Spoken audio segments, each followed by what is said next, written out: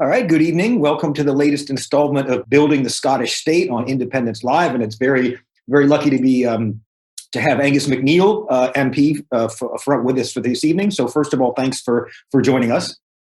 Thank you very much for having me. Great. Yeah. Cheers. What's going on in Westminster? I mean, can you kind of, describe generally what is happening? It just seems as if it's in meltdown. But I mean, from your perspective, well, I think it's going to get worse. I'm not there much at the moment because of the COVID situation and trying not to take COVID back to the islands. It's a bit of a worry. And I was chairing the International Trade Committee yesterday, and our committee was interrupted for about 15 minutes as the Secretary of State for International Trade went off to vote, and other members of the committee were in Westminster. And I said, oh, well, we'll just pause for 15 minutes as some of you return back to the 18th and 19th century. And after 15 minutes, we'll return to the 21st century again, where we can Zoom from different locations and not have to. So when they came back, I had a pop. I said, this is not very great for the performance and the efficiency of the economy when people are having to stop and do in 15 minutes what they could do in about 10 to 20 to 25 seconds maybe. And that's to vote in the House of Commons. So what is going on there? Well, there will be, and there is a bit of nervousness, I think, about Brexit coming up, or at least there should be if they understand the situation. That it's heading for damage the UK economy by either 4.9% if there's a deal, because there's going to be, the deal's a hard Brexit, and if there's no deal, it's 7.6% damage. So it's not a great time for Westminster. And of course, to add to their woes, where they thought they could ride roughshod over Ireland, as they do over Scotland at the moment, in to the White House looks to be stepping a man who proclaims to be 5/8 Irish, who will say that Scranton is written on his soul, but Ireland is written on his heart, or vice versa. So the difficulties might be mounting. It's a great opportunity for us, of course. Their difficulty is our opportunity. Exactly. And how do you see that opportunity going forward with regard to, I know you've talked about having a proposed debating Plan B at the conference, which was not taken up. What would you like to say about your views on Plan B and how they might be able to be enacted? Yeah, I mean, it's very difficult. As we know, we had Plan A only going up to the 2019 election, and it's in Plan A is effectively a veto for Boris. So Boris vetoed it and said no, and we were stuck. We couldn't do anything more. It just sort of died a death in January, and that was the end of it. Now, well, the new proposal seems to be at conference is that we'll have the same plan, but we'll say it's unacceptable this time if he uses the veto that's within our plan. So I don't fully grasp how that works, or if it's anyway a stick to scare Boris with. I mean, Plan B is a stick. Plan A is, firstly, to understand it, it's asking Westminster to cooperate and to give permission to the Scottish Government to ask a question to a particular channel to the Scottish people. So it's really a question, it's a request to ask a question of the people. Plan B, in the absence of that, asks them the question and gets the answer. And the answer would be in a ballot box, the most legal at an election. The ballot box in an election, the most legal and the most internationally recognised process a country can have at its elections. So we would ask the Scottish people at the election, vote SNP if you want independence. And if you got the majority there, and you'd make sure it was, and actually Boris would help you in this, because by saying no in the election campaign to a referendum, everybody would know that there was no would be any referendum, and through the Boris mechanism of the Section 30, he was vetoing it. Therefore, it would be quite clear that the election was then going to be about independence, and you'd vote accordingly to that. Now, with 58 supporting independence, it's a great position for a party to be in. I'm sure the Liberal Democrats must at times wish, at least for party advantage purposes, that they themselves were the supporters of independence. Yeah. Okay. And what are you distraught that it's not going to be debated? I mean, and how do you see this Plan A only as because I mean, if Boris hasn't or whoever succeeds him has a veto over Scotland, I mean, they're not going to let it go. I mean, there's too much of the economy that's dependent on it. So I mean, how do you see going forward with that, given the Boris veto? Yeah, I mean, I try to be philosophical in life about things. I mean, what can you do? In many ways, we've last year there was all sorts of nonsense put up. Firstly, we were told that the they didn't accept the motion because they didn't like the wording of the motion, and it wasn't done with the National Secretary, they said. So the next thing, we couldn't amend another motion. They pulled the other motion, so we couldn't put an amendment in. And the next thing, Chris McElhenny, God bless him, went all the way to Aberdeen to try and put the motion forward. I mean, I thought, there's no point in going to Aberdeen, Chris. It's way the East Coast for me, I'm afraid. It's put them furthest away you can get from the Hebrides, if you like. So I says, I'm not going, because I don't think you're going to get very far. And poor Chris went up and did his best for independence and got booed by some people, which is a bit strange to say the least. I try to be philosophical, but I mean, I think if you get serious about it and away from philosophy for a minute, I mean, why do we want independence? Independence is a serious issue. We want to sort a lot of problems in Scottish society. We can't solve those problems without independence. Absolutely. Yeah. If we continue to have governments foisted on us that we don't elect, we'll have the nonsense with Rishi Sunak today deciding that if Scotland wants to change its situation, it can raise taxes. Now, at this moment in time, Rishi Sunak is not raising taxes in the UK. He's doing the very opposite of raising taxes. He's printing money because he knows the economy needs liquidity to stop the friction in the economy, to stop it grinding to a halt. Yet Scotland gets patronised like that. In instances of, I mean, the Child Poverty Alliance apparently expect child poverty to rise in Scotland in the next number of years. So on our side, the serious point is if we are not urgent about independence, we are, at this moment, we're condemning probably another generation of kids, which is, 0 to 5s, of a bad start in life. And that is a serious thing. Now, I know it's a serious thing. How do we get out of that? And the log jams within ourselves. I mean, the cupboard is bare because of our own choices on our side. This isn't some dastardly unionist plot. This is us deciding to take a particular course of action that some of us have called a gold standard. The gold standard being Boris not vetoing our right of self-determination, which, of course, if you give Boris the veto on your self-determination, it is not self-determination.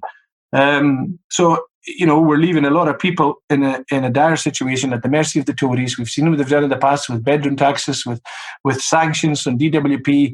You can go on and on and on. And you can see that Ireland clearly doesn't want to go back. It's leapfrogged the UK. Ireland was the worst part of the UK when it left it. It lost the 6 counties with the majority of its industry, about 3/4 of its industry. And you come back today, just about 100 years later, and Ireland's the best part of the British Isles. Absolutely. Become independent. Yeah. And, if we ourselves in Scotland can't take the opportunities, and I speak to people in Iceland, the Faroe Islands, Norway, and in Ireland, and they're absolutely amazed that Scotland is still where Scotland is. Mm-hmm. Was it John Steinbeck? Was it the chat between John Steinbeck and Jackie Onassis that said Scotland was a lost cause, and the other said Scotland was an unwon cause? At least that's a hope, a bit of optimism there, but it's many years since that conversation. Yeah. Well, what about alternate routes to independence, even besides a plan B? Because I think it would be good to game a lot of different scenarios and publicly. I think that the whole I get a little suspicious of the secrecy of the SNP higher ups and not wanting to even really discuss it. How do you see that? Secrecy's got a problem when you need a mandate. It's very hard to go to the people and say, we've got a secret, can you give us a mandate for it? Mm-hmm. Quite how you get a secret to have a mandate, you've got to be open with the public, you've got to be honest, you've got to say what you think you're going to do. Mm-hmm. But I think the difficulty, if plan A works, right, you can have plan B, but if plan A works, you don't need plan B. If plan A is a goer, it's going to happen. So plan B is superfluous.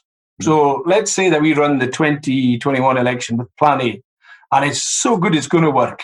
Then stick in plan B, C, D, and E, because plan A is going to work. If you've got that much confidence of plan A, you don't need plan B. You can stick up another 10 dozen plans in there because it's fine. But the reality is, if you leave yourself without a stick, and plan B is a stick, then plan A is, as we've seen, has been vetoed already several times. And as for other plans, I'm open to anything. I'm sure that myself and Chris McElhenny in all our thinking, we haven't probably come even the best plan. I know it's a better plan than plan A, evidently, which has been vetoed. But hopefully somebody out there might even have a better plan. Well, actually, you mentioned it. I don't know if have you run across the digital covenant? I've heard about it, yeah, and I had some stick on Twitter for not too much about it. I'm sorry, anybody out there do digital covenant, but it's not something that is central to my thinking. It sounds like a good idea, though, but, you know. Well, basically, just to explain what it is, we've spent hundreds of hours with developers developing a blockchain platform. I was going to say, it's a blockchain, yeah. Yes, okay. Exactly. And it's very, we've got it so that the price of the gas is very low, and so conceivably it could measure a majority for Scotland, it completely irrefutably. I mean, there's no way that you can, take, if it was to be the means to achieve independence. And I sent an email to the Scottish parliamentarians, including yourself, you may probably didn't notice, but just saying that if the Scottish government engaged to declare independence once enough signatures were made on the blockchain, that could be a way of doing it. I sent the idea to these people in the Scottish government, and they didn't want to touch it. They just didn't. Yeah, I was in a Zoom with the Dunfermline branch, and somebody said it seems like the hierarchy of the SNP won't countenance anything they haven't thought of or sanctioned themselves. Yeah, and surely there's many ways to skin a cat. No one ever go cat lovers out there, but in these sensitive times, you better be careful. There's many ways to do things, and. I think one thing I hope that myself and Chris McElhinney have is the humility to say this might not be the best, and if a better one comes along, then let's go with that. Right. It just seems at the moment we don't have a better one. And if we are blocked from having a referendum, we've got to allow the Scottish people to speak at the ballot box at something that's legal, which is an election, which is internationally recognised, which is an election. And let the people, you can't say at an election in a democracy you're not allowed to talk about something, so you can't make certain choices. In a democracy you should be able to put anything forward to the people. Absolutely. People accept or reject it, and in that case let's give that a go. And it's feasible. Plan B has got one drawback: the people could say no to independence at the 2021 election.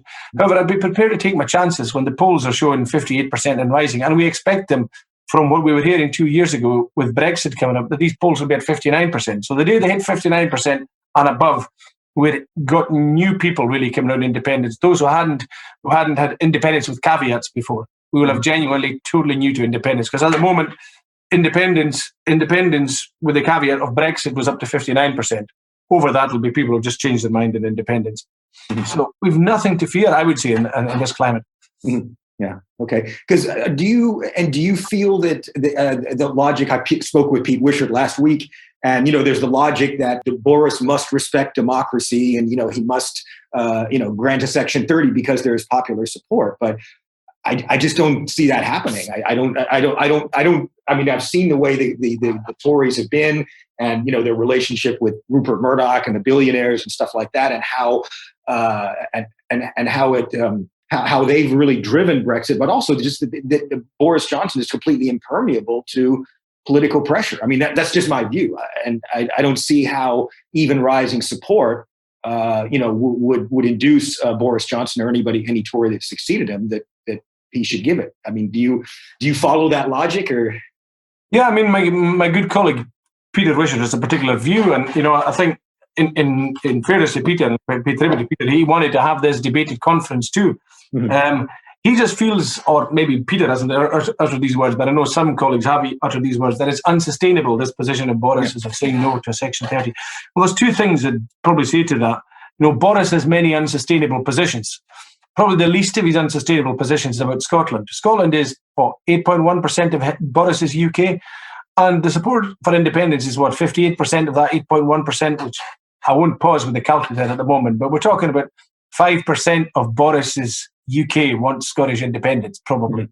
The second thing is, it was unsustainable, we said, in the 80s for Margaret Thatcher to hold a position against having a Scottish Parliament, particularly, I can remember it was the 83 or the 87 election, we talked about something called a doomsday scenario, when there wouldn't be enough Tories to man the Scottish office. And this came and went, and there was no doom and there was no scenario. And this unsustainable situation that Margaret Thatcher had was 18 years. It lasted from my being, I think the Tories, I was 9, and the Tories were out of power when I was 27. I think I was about to turn 9. I was about to turn 27 when they were out of power. And the unsustainable scenario of not having a Scottish Parliament or any movement in the Scottish Parliament lasted until England got rid of the Tories. and voted Labour. And then with the Labour MPs we had at the time, they were backed into that corner because they knew what was waiting for them was the SNP instead if they didn't deliver a Scottish Parliament in 1999. So we got that in jig time. And the point is, it was unsustainable for the Tories for 18 years. Did it bother the Tories? Not in the least. Yeah. They carried on with their insustainability towards Scotland. So I'm not prepared at the age of 50 to wait till I'm 68 of another 18 years of Tory unsustainability not delivering for Scotland. Let's see. Angus, will our MPs walk out of Westminster when Brexit or the internal market bill has been passed? If you want me to bet on that, I'd say probably not. Should they? Well, I mean, there's a number of things tactically. Maybe we shouldn't have participated in the remote voting in the proxy voting when it ended. No, I think we'll still stay there at the moment with Brexit and with the internal market bill. I mean, I think we should stay there until independence. We should be guided by that. I mean, if we go away and we've nothing to go away to, what's the point in that? Keep fighting. But I mean, we should be creating a scenario. The issue shouldn't be going, because we're so frustrated we walk away due to the internal market bill or Brexit. We should be creating the scenario ourselves to make sure there's no right for us to be there. I mean, the Donegal South MP, I remember a guy, I read about him, I think it was Donegal South, his surname was MacNeil, back in the 1900s or up to the 1920s. He's no longer there. There's nobody from Donegal there anymore. There's nobody from Galway there anymore. We should create the scenario where we're not needed there. The problem is that we're not creating a scenario ourselves as an SNP. Can you imagine at the time, or just think back, being back in the day of the 23rd of June 2016, and the Scottish election has just been, and we've warned them, don't do Brexit. Don't do Brexit, we've said, or else we reserve the right for an independence referendum. Can you imagine that we've come to the end of that parliamentary term from the 2016 Parliament in Scotland to the 2021 Parliament, and we've got nowhere near an independence referendum. Nowhere near. We've had several rejections. We haven't managed to deliver anything ourselves, and we've got the promise at the moment of a draft of a promise publish a draft bill. That's what it is. 2 months ago. So I put on Twitter, the month has passed since the promise to publish the draft bill yesterday, but on 2 months has passed since we've promised to publish the draft bill. I haven't heard about it. And I don't know when this draft bill is going to be published. If we head further than that, I'm sorry, but we really should be. And we wasted the 2019 election in my favour. I've got to be critical about what we've done there. We should have asked the question on the Section 30. I asked it a year before, actually, and got a no from Theresa May's government. But we should have asked it before the election and got the answer before the election, and then changed our mandate, knowing we're getting a no. But no, we waited, we ran forward and said there's momentum behind Plan A, they don't need Plan B. And the words were used by the party leadership at conference. It's got momentum, stick with Plan A. And some people thought there was a secret plan. No, the secret plan is there was no secret plan. That's the big secret. And surely we've learned in the last year you can't have secret plans because secret plans cannot have mandates. So we did our Section 30, we got a no. The momentum was stone dead. And that's the end of Section 30. But now we think we can do it again and have the same scenario playing out in 2021 and 2022. Yeah. Well, I want to kind of... Wrong. Can I say this? I hope I'm wrong. Yeah, exactly. Well, just in terms of, because the covenant is not actually for independence. It affirms a majority in favor of ending the Treaty of Union. So it's not, so it's independence in that way, right? If the UK can withdraw from a treaty in the EU, why can't Scotland withdraw from a treaty with the UK? I mean, there's no... Okay, the one question I'd put to you then is the UK left the EU by demonstrating popular will through a referendum across the UK for Brexit. How would the covenant, because I don't know enough about it, how would the covenant work in with the okay of the people, if you like? It's very non-political. You can read it. Go to digitalcovenant.scot and please sign. But it basically it affirms a majority of Scottish public opinion, irrefutable, that ends the union. So it doesn't, and as far as international law, it's completely legal in the sense that independence has come around by a lot of different ways depending on the country, and for international recognition, there's no one.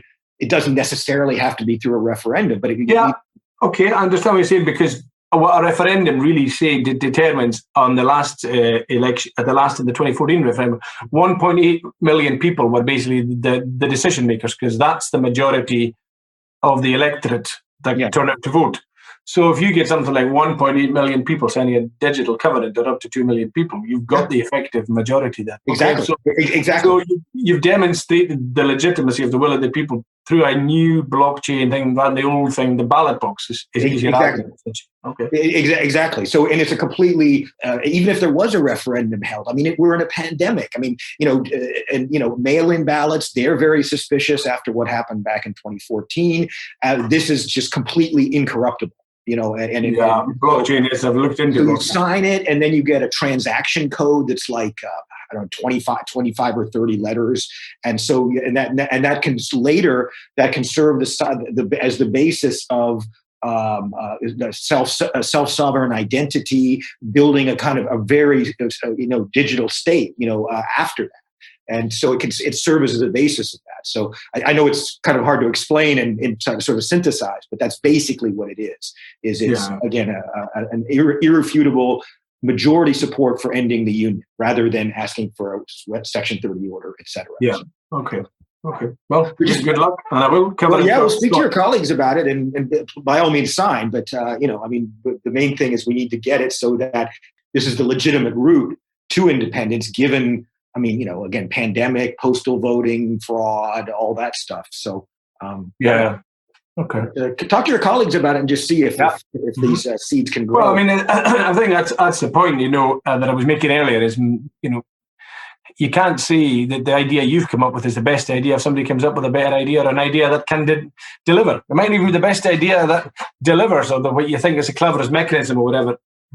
It's already delivering. I mean, we've already got well over 2,000 or so verified signatures, and so I mean, we're growing slowly, but obviously it's we don't have dark money to put commercials on and stuff like that to promote. Yeah. So if the independence movement was behind it or understood it, okay. Yeah. I mean, when I say understood it, you might have seen I'm learning about it as I speak to you. Exactly. Well, take your time and go have a look at it. Also, I've been developing for several years a wiki.scottishconstitution.com. If you want to scribble that down, have a look at it. Yeah. But it's basically a constitution and a legal framework that we could use and merge with the blockchain format to build a true digital state. So wiki.scott.constitution.com. Is that what you said? Yeah, wiki.scottishconstitution.com. Scottishconstitution.com. Excellent. Okay. Yeah. Trusty. The pen or the pencil are my I know. As my late father often used to say. One of his favorite sayings. Yeah. So, how do you see Brexit playing out? I mean, it seems to me as if Boris is trying to see who's president, so that before deciding which humiliation route to take. But because I think you notice that both the Democrats and the Republicans are putting up roadblocks to him, and I think with the likes of Brendan Boyle, the congressman from Pennsylvania, Philadelphia area, he's very much. I think he's got Irish parents. He knows the story very well. Yeah. Not Mike Pence, but Joe Biden is very available, very aware of the Irish story, big Irish heritage. I mean, I think for Brexit, to take a step back from Ireland and there for a moment, it's the numbers for Brexit. I mean, I'm looking at the Japan deal at the moment. A lot of my working day is looking at the Japan trade agreement. But to give you an idea, the Japan trade agreement is about a 0.07% gain of GDP over WTO. Mm-hmm. And it's not actually a gain that was being verified by the UK government versus what we currently have as part of the EU with Japan. So we might be a negligible gain. But anyway, if we play their game, and with the figure they've got, over WTO is a 0.07% gain. Brexit itself, if there's a deal, is a 4.9% loss of GDP. Mm. And if it's no deal, it's a 7.6% loss. Now, if you divide those figures up, the 4.9 goes in 70 times. So the Japan deal is only a 70th of the gain, and the of a deal Brexit, which will be a loss. The deal Brexit. I hope people are following me here. And a no deal Brexit is a big loss. It loses 7.6% of GDP, 110 times more than the Japan deal. Now, a few more numbers here. I hope people are following this. Japan is about a 20th of the global economy.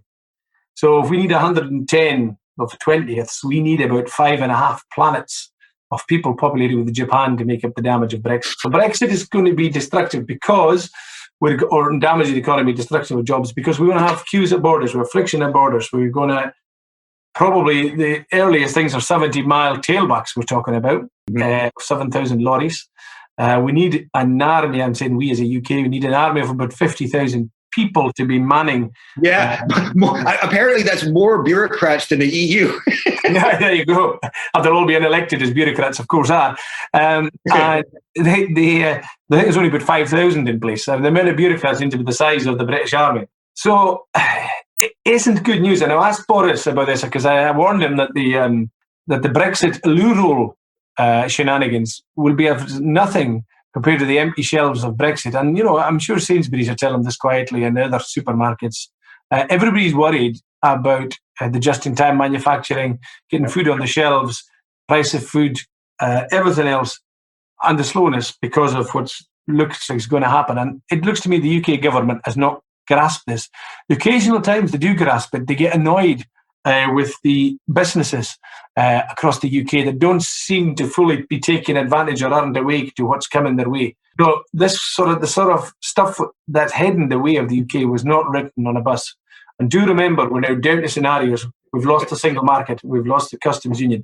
And today we had briefings from Department of International Trade officials saying, whenever you have trade agreements and move away from WTO and you get rid of barriers, there are economic gains.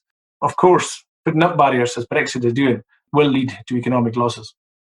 And that will lead to jobs. And GDP translates basically into jobs, into wealth, and it probably, unfortunately, translates into child poverty, and it relates to difficult and financially stressful times for people. And that is what those numbers hide. And that is the serious side of the discussion about Brexit. There's a lot of people are going to be hit badly by Brexit. I mean, I think Brexit they expect that over about a 10-year period, according to the London School of Economics, COVID is a 1.7% hit to the economy, so it's down now, but it will bounce back.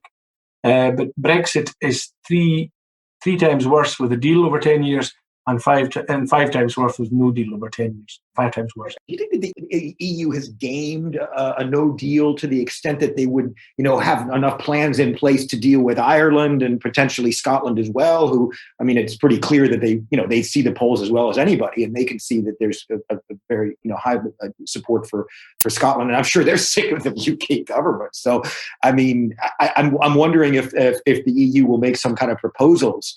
Once it's clear that there's no deal. I mean, I don't imagine you're privy to anything, but what is your feeling on that? I'm not really, but if you read and you pay attention to some of the runes around about, I think Neil Richmond's intervention a few weeks ago when he said, Scotland, do the sensible thing and have offices in all the EU capitals.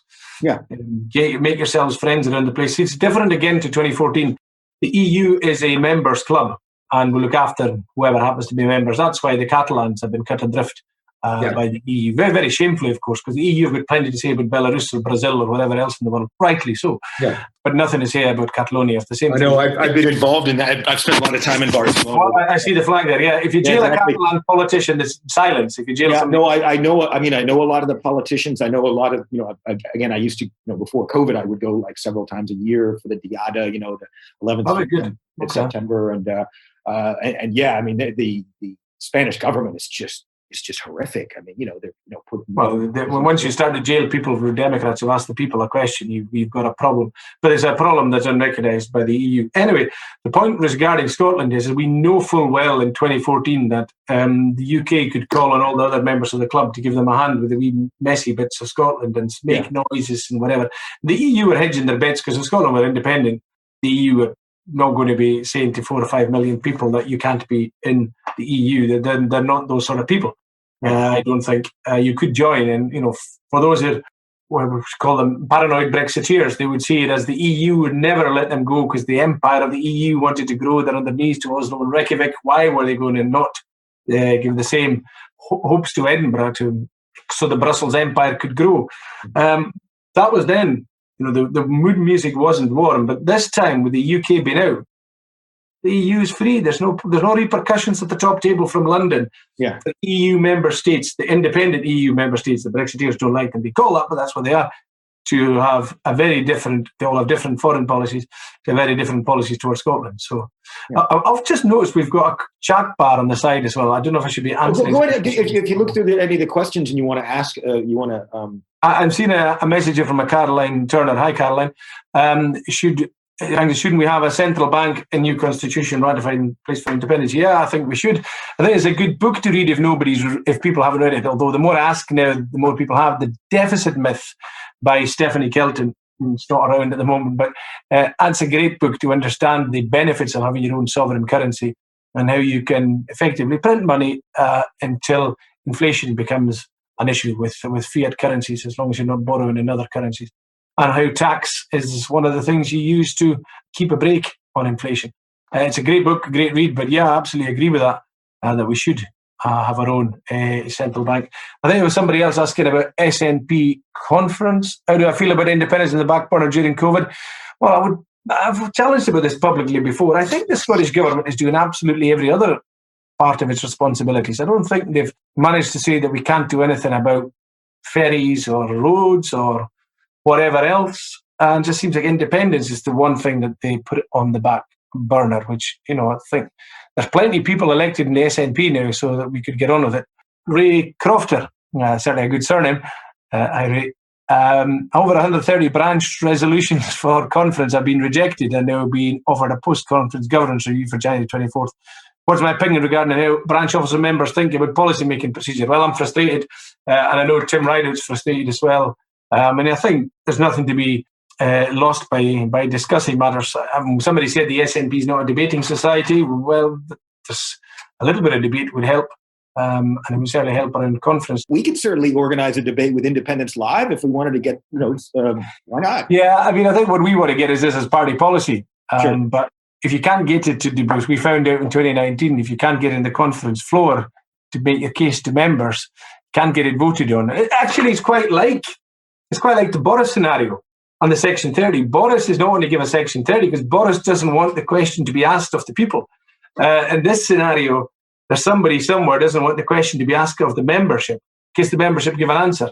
So I've got a mechanism to get an answer from the people in Plan B. At the moment, I don't have a mechanism to get an answer from the SNP membership. So I would maybe need a Plan B for Plan B so we can... could then move on. We can do it outside of the scope of the SNP, but get more ideas on it. What could including the covenant or anything else that could bring it about. There's certainly nothing to stop us from speaking about it online. But and I think I should give a plug to the All Under One Banner Assembly on the 14th of November. I've been asked if I'm looking forward to that. Yes, indeed. I'll have to think of some words for you, but yeah. Have I signed the National Blockchain Covenant? Says yes, to Scotland. No, and I think I've had my knuckle slapped for that very gently earlier here by Mark.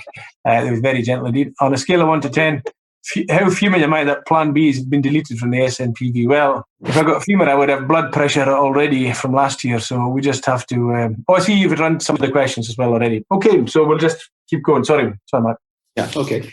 And how do you see once independence is achieved through whatever method, the way that Scotland is going to be built is obviously so crucial for everything. A clear constitution, things that avoid the unwritten constitution of Westminster. What do you think are the basic things that should be in a constitution? Oh, that's a big question. I think one of the things that I'd like to see is not to have a centralised state. I'd like to see us having almost the Swiss model of cantons and have different views across Scotland. I think one of the mistakes that was made of the Irish state now, I feel almost emboldened to say this because my mother was from Waterford, my late mother, and was this sort of centralised in Dublin. It was the sort of the template of the UK onto Ireland. Yeah. Without the hereditary principles in a republic. But, it essentially wasn't. Although, they make a great play of their counties, as we know if you follow hurling or anything like that. And I think the thing we need to do in Scotland is look at what the Swiss have done with their 26 cantons. Mm-hmm. You would look and hope that there was some real decision-making powers in, let's say, Caithness and Sutherland. Why not? It sounds almost bizarre at the moment to sort of say that. But, our councils, we've got 32 councils across Scotland. For Norway, Leslie Riddoch's written a great book, Blossom, Norway, we've got about 320 councils, if not 640 councils for the same sort of size of population, where there's real feeling of local democracy and you can get things done. So, I mean, I think we should look to be different and not to be a centralised state, where it's centralised in Dublin or centralised in London or centralised in Edinburgh. I think we should try and avoid that. I'm always remarking about how successful the Faroe Islands are. I'm almost boring people with success. They've trebled their population in the 20th century, the last 100 years. They've got the best 4G in the world. They've got undersea tunnels between their islands. They've got 2 built and 2 being built. And these are long tunnels, 8 kilometres. I mean, the Forth Bridge is nothing in comparison to what the 50,000 souls in the Faroe Islands are achieving. And most relevant today, they've tested for COVID-19, they've tested 300% of their population. The figures are easily found on the internet and Faroe Islands testing or whatever it is. So anyway, you can find it. And they've banished COVID-19 from the territory, not once, not twice, but now 3 times. And this is the 3rd time they've banished it through mass testing. And whenever the outbreaks come, they test and they look for asymptomatics as well. And they found that of all the people that have had COVID-19 in the Faroes, so they're probably the most tested population in the world, 80% of them have been asymptomatic. So, if you're only looking for those with symptoms to test for COVID, there's going to be an awful lot more COVID going around if you're only concentrating on the 20% of the symptoms. So, I mean, that's another template for us, and certainly in the Hebrides and the islands.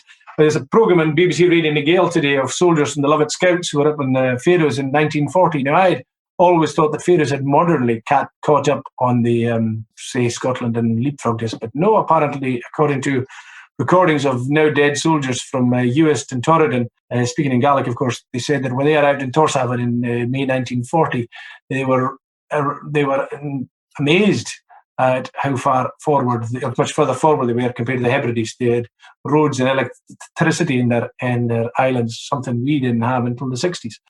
Something we might have had in the 20s had we not been spending a lot of Scotland's money, according to the Church of Scotland, on Empire services at the time. And giving high blood pressure to some good ministers of the Church of Scotland, unfortunately, who did a lot of work. And then they stopped publishing those figures of the amount of Scottish tax revenue that went to Empire services. I understand. I wasn't around at the time.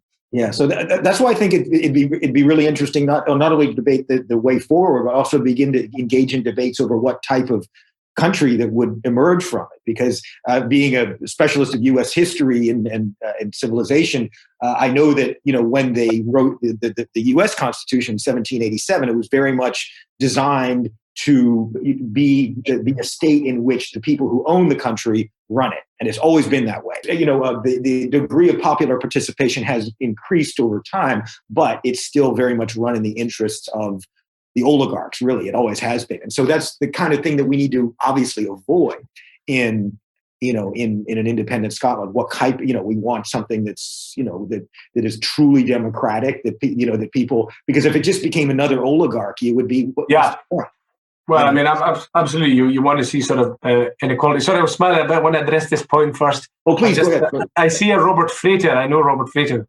Well, I know his sister Anne especially. But he's just asked who was the best centre he played with in the school rugby team. And I have the answer. It was Robert Frater. So I hope you're doing well, Robert. I think he's in Wales at the moment, Robert, and might be learning Welsh. But back to the United States issue. You made a good point there. You've asked me a question about the Constitution. You could clearly see that I haven't given it as much thought over the other side of independence. I've given it some thought about the Hebrides, but not Scotland in general. But the Americans got round to writing their Constitution about 11 years later. Yes, it was. That's correct. So let's involve the Scottish people with what we want to do, and let it be theirs. I mean, at the rate that it's going, if we have the 18 years of unsustainable Toryism, so we shared for 18 years that it's unsustainable that the Tories block our next constitutional move as they did in the 80s, and then we have 11 years. Well, I'll be 68. I'll be 79 by the time we get around to write the Constitution. We're talking about 29 years' time. So maybe leave it to Robert Frater and some other younger lads to have a look at what we need to do. Well, I mean, look at what I've done. 78 then. Look at what I've done. I mean, it's developed from other previous SNP constitutions of Neil McCormack and Elliot Bulmer went through it, and then I took it and made it into I put in a lot of stuff that I see. For example, that policy has to be based on empirical science. They can't go running off to some think tank or, getting all this complete garbage information and then putting it into policy. That's what we've seen with supply side economics, at least since the 80s, where, this just absurd, ideologically driven research that comes up with things like, well, the global warming doesn't exist and stuff like that. But all of the policies have to be based on empirical science and not some sham think tank. That's the kind of thing I see putting in a constitution to make it so that the government has much more integrity and that's obviously. There are many countries to maybe look at with their constitutions around the world. I mentioned the Swiss. I know that the Norwegians have a constitution they almost worship. I think Article 2 of the Constitution is, they worship the Constitution, but don't look at the detail. I think Article 2 is no Jesuit priests should be allowed in the Kingdom of Norway, which is like a product of its time. But it's something that a Norwegian scholar told me that we just forget about the detail, but we quite like that the Constitution is able to have independence. And that's why a constitution can be updatable. That's a good point, actually. The way that, for example, the U.S. Constitution, it's been amended 27 times. There was the first 10 was the Bill of Rights, and then 17 times since then. But they're just tacking on stuff to the end of the Constitution. Why shouldn't you be able to go and change the actual wording? Because you've still got the 3/5 compromise in there, the Electoral College, which we're seeing crumble before our eyes as we speak. Give another, perhaps potentially giving another term to Trump, even though he didn't win the popular vote. That's all possible, and it's because it's completely frozen in time. The Constitution, and there's definitely ways of adapting it through. And when you look at when we think about the 1787 constitutional writers, they would have been people of their time. They weren't worshiping the past. Right. They were making something that made sense in their time. So there's a lot of wisdom to that will be actually very true to the original writers of the American Constitution to do exactly what they did, but for the modern day, without worship in the past. For how many years did the Americans go forward worship in the past? And the right to bear arms is always one that I quite enjoy. Oh, absolutely. And you don't have the right to have a nuclear missile, though, in America, a private nuclear missile, but it's an armament. So. I did an article a few years back for a conference about the Constitution as holy writ. The idea that, you can't change it, it's sacred. And of course, the Second Amendment is even more sacred. And but the idea the idea of saying, look, this is like running your government on Windows 1789. It's completely outdated. It's absolutely dysfunctional. And one thing in the U.S. Constitution, it doesn't have a guaranteed right to vote. It has amendments which say that voting will not be denied on this basis, but they don't. They're nowhere in the United States is there an explicit right to vote, and so. There's all kinds of, barriers they're putting up to drive down participation, and they're able to do that because it's so decentralized. So having a blockchain way of voting, whether it be you could have referendums of different scopes, you could have, it's all possible. So I'm just thinking ahead because again, if Scotland were if they were to write a constitution behind closed doors, and then send it out for either approval or rejection, that doesn't leave a lot of room for popular participation. So that's just my view. Yeah, I'm learning. Yeah, I'm learning. Yeah. I'm just seeing, I was noticing that there was 3 questions. Jackie Anderson, Teresa Duffy, and Robert Frater again. Jackie's asking what advice now on a practical level, what can we do? I presume that's because Plan B has been knocked back, or a conference discussion has been knocked back. But what do we do? Do we just say yes to motherhood apple pie kind of resolution, or do we just remit the resolution back because it doesn't say very much? There are possibles that we can do 2 possible ways. Teresa Duffy asks, how much of Irish heritage influenced my desire for Scottish independence? I just don't think it has very much, to be honest. My mother and father were Labour voters, and the first time I voted Labour in 1988 at the Glasgow Central by-election. I made the mistake once. I voted for the first year in Bush Dukakis in 1988. All right. Okay. So I was I just forgot the name. Mike Watson was a Labour candidate, later Lord Watson, and I made the mistake of asking Alec Neil, who's the SNP candidate in that first election I voted in. So I voted Mike Watson. It was me, Angus. Sorry, the wrong one. So, no, I suppose I always kept in my head Ireland and Scotland quite separately in their approach. I didn't know much about Irish politics, probably, to be honest, until I saw an Irish television history at one stage. So they were kind of, and day-to-day, I wasn't really greatly aware. So when Scottish independence has come along, I can remember before I moved in my late teens, early 20s, looking for a scheme or reading history books to see if we could find something that would help our economy, which always seemed to be like trundling along here in the Hebrides. And it was only when I got a glimpse of what was happening in economics that it was all managed from the central bank in London to keep the economy there sweetly bubbling along, and the rest of us were in stop it from overheating and stop it from cooling, but the rest of us were left in a permafrost. I discovered that, it's not, you're not remote in the Hebrides, as the Faroe Islands I mentioned earlier show, but you're remote from the centre of power over your life. And what you've got to kind of do is, the understanding I had is you've got to move that centre of power nearer you and the people, which is one of the things I want Scottish independence. And then within Scotland, I don't want to see a situation where we have the Hebrides losing people. I want us to catch the Faroes and be better. And have people coming there. So that would be sort of more of an economic style. Robert. And what sort of constitutional mechanisms could you envision to allow for that to happen? For people to be able to, for people in the Hebrides or anywhere else to have a much more, local control. Yeah, I think there's a good example at the moment. So it's a small example. I'll expand on it. Sure. Highlands and Islands Airport, so headquartered in Inverness, have got air traffic control in Stornoway and Benbecula. And they're threatening to take those jobs out of Stornoway and Benbecula, quality jobs, paying upwards of 50 to 60,000 salary a year, which is great salary, very great salary in this part of the world. And they have very little turnover of staff, but they want to remote control this. And it's a sort of an empire building affair in Inverness, and this is a Scottish government own matter. Now, in the Faroe Islands, they've got their own airline, their own ferry companies, headquartered in their own place. They have their own mobile phone telephone company, Awesome. which gives contracts at the same-ish price as we have here in the UK, and it's publicly owned, doesn't get a subsidy, it pays money back towards the government. And they've got a number of other things headquartered in their own place, their own airline, I said, with Airbus A320s and whatever, their own ferry companies. They were one time trying to run a ferry into Ullapool, they were telling me, but the difficulty with Ullapool because the Ullapool Port Authority didn't want them coming in after 10 o'clock at night, and they were going to run it then to Stornoway as part of an amelioration of utilisation, I'd say, of the ferry, but it didn't happen. They got frustrated. So what they did was just got another cargo boat, and run between Rotterdam, Faroes and Seyðisfjörður on the east of Iceland. And that sort of ability and capital control and political decision making to enable you to do things for boat insurance. And you often hear about Panama and Liberia have to flag a boat. Well, if you flag it in the Faroes, you're the other end. You've low insurance premiums because it's quality.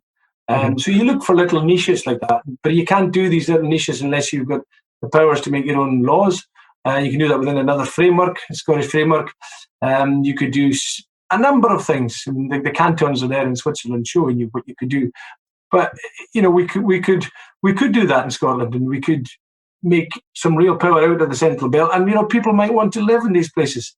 Yeah, exactly. I've got a suspicion they would. Mm-hmm. Yeah. Do you get the impression that the SNP hierarchy has a plan for what would happen after a referendum, or how they would want to build the Scottish state? I mean, do you have any insight into that, of what their thinking is? I mean, they had the 2014 white paper. It had a kind of very bare bones, interim constitution, but it was, how do you see that going forward? Tempting as it would be for me to speculate, I think that's a matter for them to come out with. I think there's plenty in the SNP with ideas.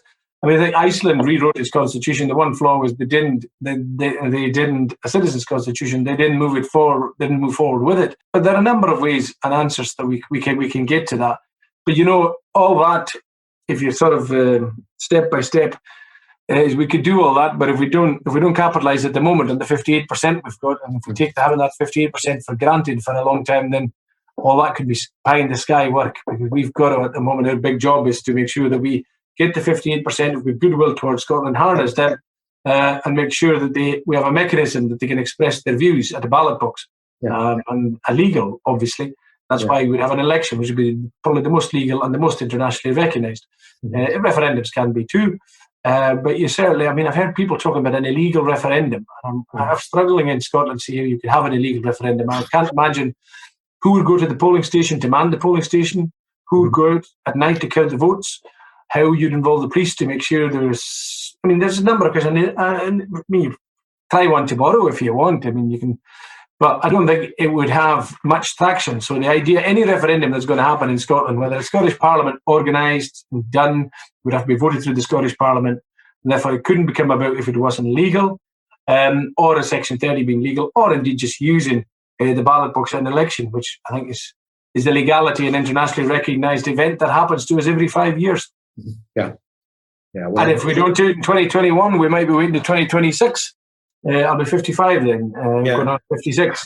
But and I mean that's why I'm advocating the covenant, the digital covenant, as a means to express majority support for independence, because it can be done during a pandemic. All people have to do is sign, and once we acquire, say, 2.2 million signatures, and if it was announced by you and others that once this threshold was reached, that would give the Scottish government the power to declare independence because they had a majority behind it. And I don't think the international community would have any problem with it whatsoever. I mean, it's not. I mean, as long as independence comes around democratically, peacefully, they're open. They're not. They're not religious on how. I mean, nobody said, we'll allow Slovakia, but we're not going to have Estonia. No chance at all. We don't like the way the Estonians followed a particular route that we don't like. The Slovakian. No, what happens is the Slovakians like the Slovakian route, and the rest of the world did. The Estonians like the Estonian route, and the rest of the world did, and onwards for all the rest of them. And if you like your own route, and if your own country recognises it, then the rest of the world will. That's basically what international recognition comes from. If there's any way in Scotland that we don't recognise it, then that's a problem. But if you go to the ballot box and you say, do you vote for us today on the 6th of May 2021, this is a vote for independence, and you say the only caveat to this is if Boris gives us a referendum, and Boris is then asked, would you give a referendum for the Scots, or are the Scots going to be voting for independence on the 6th of May? And Boris going, I'm not giving them a referendum. There you go, 6th of May, on we go. Now, we could say we're not giving you a referendum and we're not recognising your vote on the 6th of May. Well, if the Scottish people have spoken and Boris does say that, he's in the territory then of Lukashenko in Belarus, not respecting the democratic wishes of the ballot box. It'd be good to put Boris in that position. We don't seem to have the stomach to do that, which is disappointing for me. It's frustrating, and it should be something that we shouldn't be afraid of. We've already tried Plan A. This is Plan A's time. We tried it the 2019 election alone. We should maybe try another route for 2021, make sure we get an answer from the people and force Boris. The one thing Boris doesn't want us to do is get an answer from the people. That's why he wouldn't give a Section 30. Because, if I was Boris, I wouldn't give a Section 30 at the moment. Come on, be honest. If you were Boris, Mark, would you give a Section 30 when or anybody that percent of the polls? Or anybody could potentially replace him, Michael Gove, Jacob Rees-Mogg, I don't know. But I mean, let's say that you were the UK Prime Minister, a Tory, and you wanted the union, and the polls for independence are sitting at 58%.